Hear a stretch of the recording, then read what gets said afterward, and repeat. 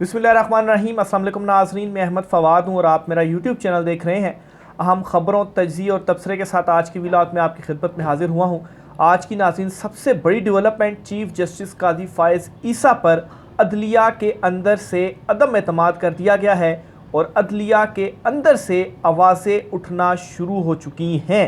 अहम तरीन और एक्सक्लूसिव डिटेल्स आपके साथ में शेयर करूँगा और ये सारी आवाज़ें मेनली जहाँ से किस्सा शुरू हुआ, वो जो बल्ला वापस लेने का फ़ैसला किया था चीफ़ जस्टिस कादी फ़ाइज़ ईसा साहब ने, उसके बाद से ये शुरू हुआ है। एक बड़ा इस्तीफ़ा आया है जिसने पूरी अदलिया को हिला कर रख दिया है। इससे पहले तो जस्टिस इजाज़ुल एहसन और जस्टिस मुज़ाहिर अकबर नकवी 2 इस्तीफ़े आ चुके हैं।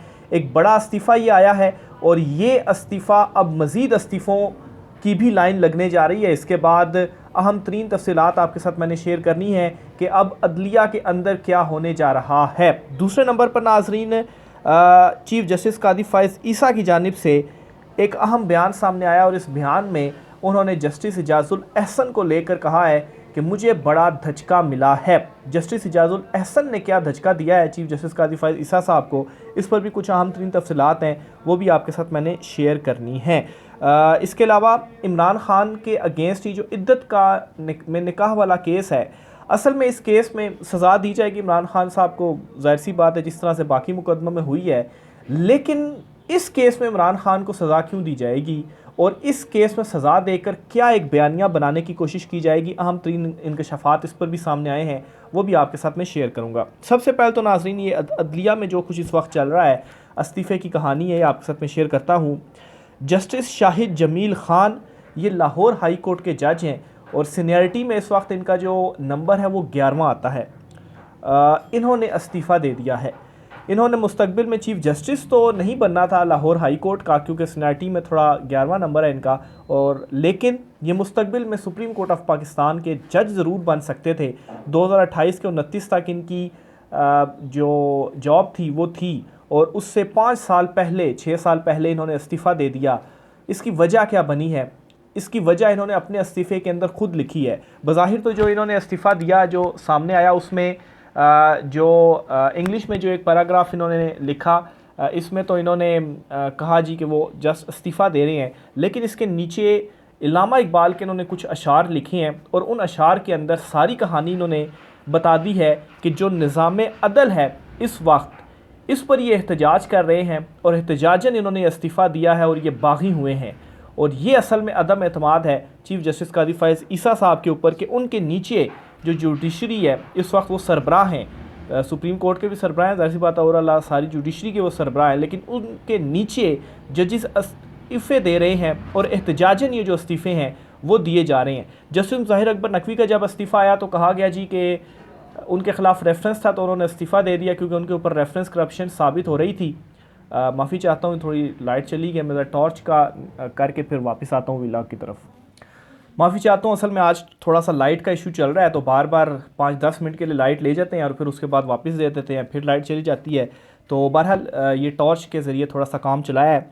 जस्टिस मुज़ाहिर अकबर नकवी ने इस्तीफ़ा दिया तो ये कहा गया जी कि रेफरेंस है और करप्शन की वजह से उन्होंने इस्तीफ़ा दिया ताकि उनके ऊपर अगर इल्ज़ामात साबित हो जाते तो वो मराद से या पेंशन वगैरह से भी महरूम हो जाते, तो इस्तीफ़ा देकर वो घर चले गए, इससे उन्हें पेंशन और दीगर चीज़ें भी मिलेंगी। लेकिन फिर उसके बाद जस्टिस इजाज़ुल एहसन का इस्तीफ़ा आ गया। जस्टिस इजाज़ुल एहसन के ऊपर तो ऐसा कोई चार्ज नहीं था, तो उनके हवाले से कहा गया कि जस्टिस इजाज़ुल एहसन को खड़े रहना चाहिए था इस पोजीशन में और उन्हें इस्तीफ़ा नहीं देना चाहिए था।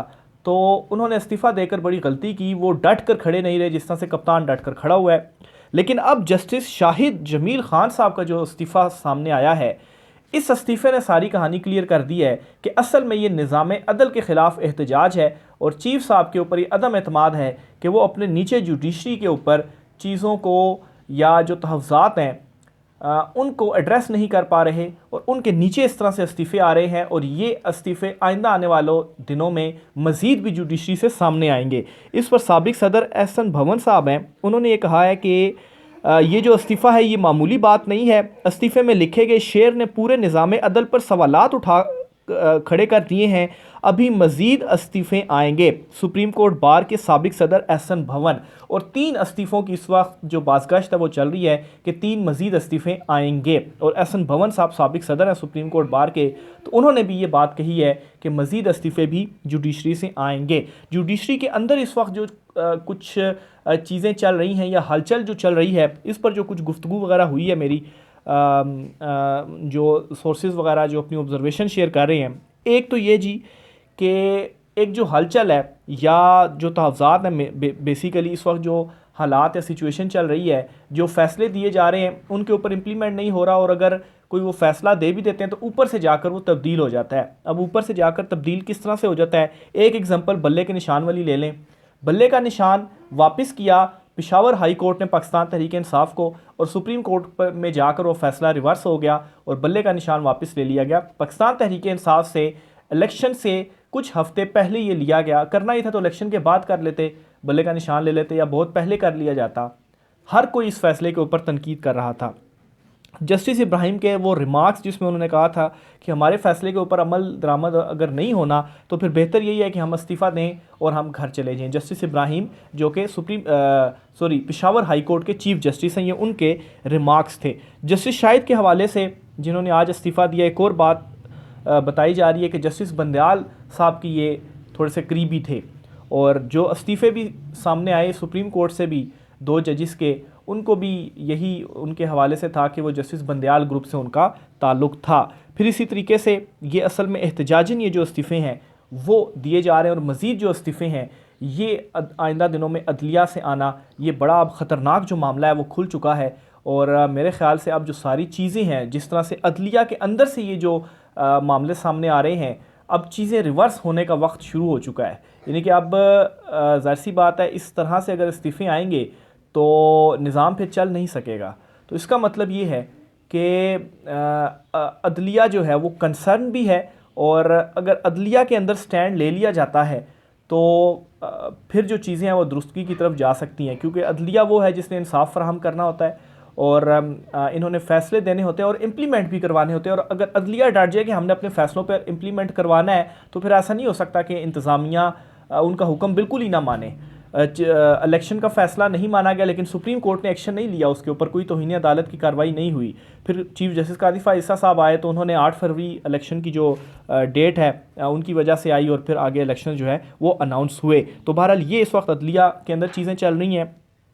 जस्टिस इजाज़ुल एहसन साहब ने जो इस्तीफ़ा दिया था, इस इस्तीफ़े के ऊपर पहली मरतबा चीफ जस्टिस कादिर फ़ाइज़ ईसा साहब का मौक़िफ़ या बयान सामने आया है। अदील सरफराज साहब है, उन्होंने ट्वीट करते हुए लिखा है जी कि चीफ जस्टिस कादिर फ़ाइज़ ईसा का जस्टिस रिटायर्ड इजाज़ुल एहसन के इस्तीफ़े पर अहम बयान। जस्टिस इजाज़ुल एहसन के इस्तीफ़े का सुनकर मुझे धचका लगा था, अंदाज़ा नहीं था जस्टिस इजाज़ुल एहसन इस्तीफ़ा देने जा रहे हैं। हालांकि इसी रोज़ 2:15 बजे के करीब मेरी इनसे बात भी हुई थी। तो मेरे ख़्याल से इन जजेस ने जो इस्तीफ़ा दिया, ज़ाहिर सी बात है जो हालात चल रहे थे, तो इज़्ज़त जो है वो ज़्यादा इंपॉर्टेंट होती है बजाय इसके कि आप ओहदे रखें और ओहदे रख कर आप इस तरह के काम करें कि आप आवाम की नज़र में बुरे हों, बुरे बनने जाएं। तो इन जजेस की जानिब से, और फिर जिस तरीके से जस्टिस इजाज़ुल एहसन के ऊपर जो तनकीद वगैरह जिस तरह से आगाज़ हो चुका था, तो उन्होंने बेहतर यही समझा कि बजाय इसके कि आगे चलकर इस तरफ चीज़ें जाएं तो इज़्ज़त ज़्यादा प्यारी है, और इज़्ज़त बनाते बनाते अरसे लग जाते हैं, तो इस वजह से उन्होंने शायद जो इस्तीफ़ा है वो भी दे दिया। तो बहरहाल ये इस वक्त अदलिया के अंदर हालात चल रहे हैं। जो अशार उन्होंने लिखे हैं वो भी मैं आपके सामने रख देता हूँ, और इन अशार से आपको अंदाज़ा हो जाएगा कि कैसे बाग़ियाना किस्म के अशार हैं, और इलामा इकबाल के असल में अशार हैं। और इनमें इस तरह जब ये लिखे गए तो ज़ाहिर सी बात है उस वक्त पाकिस्तान आज़ाद नहीं था, तो ग़ुलामी की ज़ंजीरों को तोड़ने और आज़ादी की जो तहरीक वगैरह, और फिर इसी तरीके से जो हकीकत के साथ खड़ा होना, सच्चाई के साथ खड़ा होना, तो इस किस्म के ये अशार हैं। तो इसमें ये लिखते हैं, अशार में आपके सामने रखता हूँ जी, कि आज़ाद की एक आन है महकूम का एक साल। यानी कि वो कहते हैं ना कि गीदड़ के 100 दिन और शेर का 1 दिन। तो इन अशार को भी आप इसी तरह से ले लें कि आज़ादी का 1 दिन और जो महकूम है उसका 1 साल। किस दर्जा गरां सैर हैं महकूम के औकात, आज़ाद का अंदेशा हकीकत से मुनव्वर, महकूम का अंदेशा गिरफ्तार खराफात, महकूम को पीरों की करामात का सौदा है, बंदाए आज़ाद खुद एक ज़िंदा करामात। यानी कि जो महकूम होते हैं उन्हें इस चीज़ का इंतज़ार रहता है कि कोई पीर आए और कोई ऐसी वो करामत कर दे तो उन्हें वो ग़ुलामी से निजात जो है वो दिला दे। लेकिन ये जो एक अशार हैं ये इस इस्तीफ़े में शामिल किए गए और साफ मैसेज दे दिया गया कि किस वजह से उन्होंने ये जो इस्तीफ़ा है वो दिया है। और फिर उसके बाद जो ये बयान आया सदर का कि मज़ीद भी इस्तीफ़े आएंगे, तो मामलात इतने सादा नहीं हैं। अदलिया के अंदर भी जिस तरह से इसको बिल्कुल नॉर्मल इस वक्त लिया जा रहा है, नॉर्मल इस वजह से भी लिया जा रहा है कि मीडिया के अंदर इस तरह की जो चीज़ें हैं वो नहीं दिखाई जा रही।